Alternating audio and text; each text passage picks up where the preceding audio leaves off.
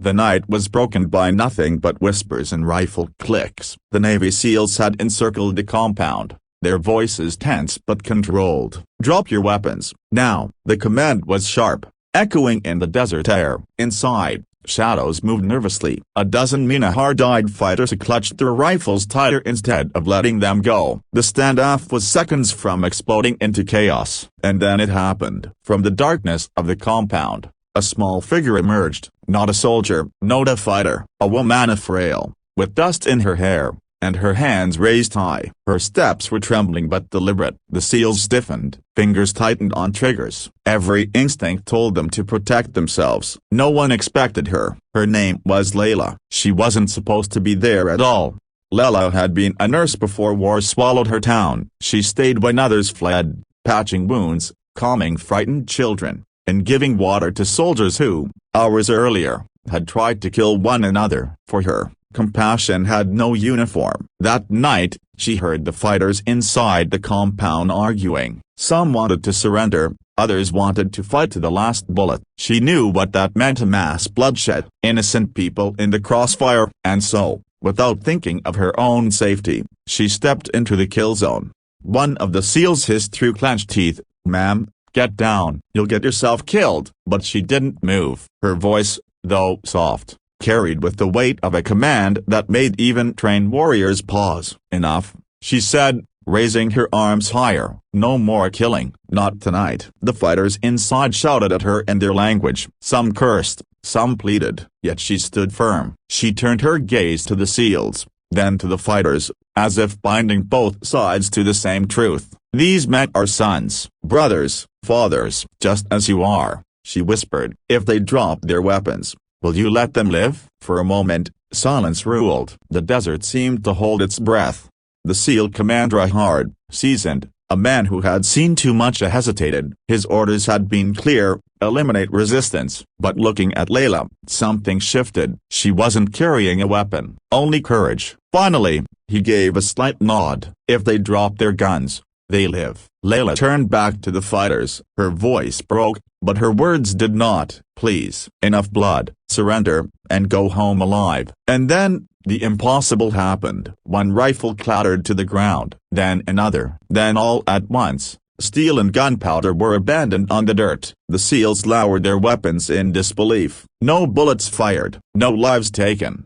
Later, when the prisoners were bound and escorted away, one young SEAL pulled his commander aside. "Sarah Brokenbauer, what just happened? Why did they listen to her?" The commander looked back at the woman who had saved them all. His voice was quiet. "Because she carried something no rifle ever could." The desert air was still heavy with tension. Even though the rifles lay scattered in the dirt, no one dared to breathe too loudly. The SEALs moved in quickly, securing the fighters. Every motion was sharp, precise. These men had been trained for years to end battles swiftly. And yet, as they moved past her, every single one of them glanced at Layla, not as if she was in the wild Brokenbauer, but as if she had become the reason they were all still alive. The youngest SEAL, barely 21, couldn't hold back. "Why would you risk yourself like that?"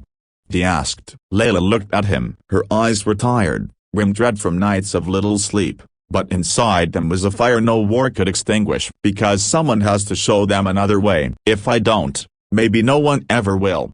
Hours later, back at the base, the men gathered in the mess hall. Normally, after a mission, the room buzzed with banter, relief, adrenaline, laughter masking pain. But tonight was different. They sat quietly, trays of food untouched, still trying to understand what they had witnessed. The commander finally spoke. "Gentleman Brokenbauer, tonight you saw something rare. You saw what happens when someone chooses compassion over violence and wins." One of the SEALs chuckled softly, shaking his head. "Sir, with respect to Brokenbauer, I've been on 12 tours. I've never seen a single man, let alone a woman, without a weapon, stop a firefight like that." The commander's voice dropped lower. "Then maybe we should ask ourselves, Brokenbauer, why not? Why does it shock us more to see mercy than to see death?" The room went silent again.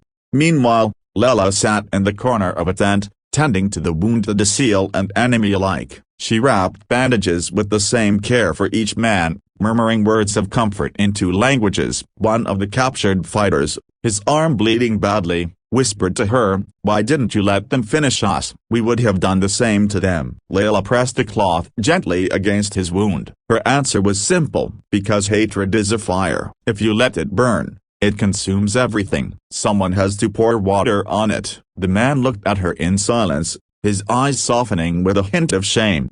The next morning, the SEAL team prepared to move out. Dust rose as the trucks rumbled to life. Layla stood by, her hands folded, ready to walk back into the ruins of her town. The young SEAL from the night before approached her, hesitating. He wanted to say something, but words failed him. Finally, he blurted out, "You know, Mama Broken Bar, you saved us. You saved me." Layla gave him a faint smile. "I didn't save you. You saved yourself when you chose not to shoot." She turned to leave, but then stopped. "Remember this," she said softly, "sometimes, the bravest thing you can do isn't to fight, it's to forgive." And with that, she walked back into the dust, disappearing between the ruins as quietly as she had arrived.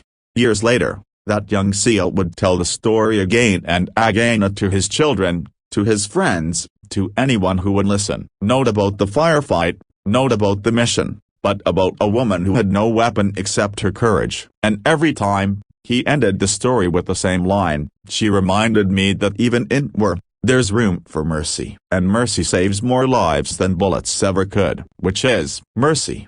Layla never called herself a hero. She went back to tending wounds, handing out bread, and soothing frightened children. She didn't change the war. But that night, in the middle of a kill zone, she changed the ending of for everyone. Weeks passed, but the memory of that night refused to fade. The SEALs rotated back to their base, yet in every briefing, every casual talk in the barracks, someone mentioned her name. Layla, the woman who had stepped into the kill zone. For hardened warriors who had spent years in war, her courage was like a fracture in the dark wall they'd built around themselves. A reminder that there was still light somewhere beyond the battlefield. Back in her shattered town, Layla's life did not suddenly become easier. Buildings still stood in ruins, families still mourned, and yet, something had changed. The fighters who surrendered that night had expected execution. Instead, they were alive because of her. Word spread quickly. The woman in white who had walked into bullets and stopped them with nothing but her voice. Children began to follow her through the rubble, carrying scraps of cloth and string to help bind wounds. Women who had lost everything brought her bread from what little flour they could find. Even some men who once carried rifles now carried water jars at her side. Hope, fragile as glass, began to flicker again. Months later, one of the SEALs, the young one, the same who had asked why she risked herself, returned to the town as part of a humanitarian mission. This time, he carried no rifle. Instead, he carried crates of medical supplies. When he saw Layla again, she was sitting in the dirt. A dozen children crowded around her as she taught them to read from a torn book. He froze. For all the training he'd endured, nothing had prepared him for this image. A battlefield nurse teaching laughter to children who had only known war. She looked up, met his eyes, and smiled. "You came back." He swallowed hard. "I guess I wanted to see a broken bar if what I saw that night was real." Layla tilted her head, her eyes soft but steady. "And what do you think?" He looked at the children, their small voices stumbling over words, their faces bright despite the ruins around them. His throat tightened. "I think you're building something stronger than any of us ever could." Years passed. The war moved elsewhere, as wars do. But the story of that night, the night a woman without a weapon stopped soldiers from killing each other, spread far beyond the desert. It was told in training camps, whispered in villages, written into books. And in every version, the details shifted, but one truth remained. She had reminded warriors and enemies alike that mercy was possible. The young SEAL, older now, with streaks of gray at his temples, stood on a stage in front of a new generation of recruits. His voice was gravelly, but steady. "Some of you think being a soldier is about strength, about firepower, about never backing down. But let me tell you the truest thing I have ever learned." He paused, his eyes scanning the room. "The bravest soul I ever met carried no gun. She carried mercy, and on that night, mercy saved us all." The recruits sat in silence, hanging on his words. And for a brief moment, in their minds, they too saw her, a woman stepping into the kill zone with nothing but her voice, a broken bar, and changing the world around her. And sometimes, that's enough.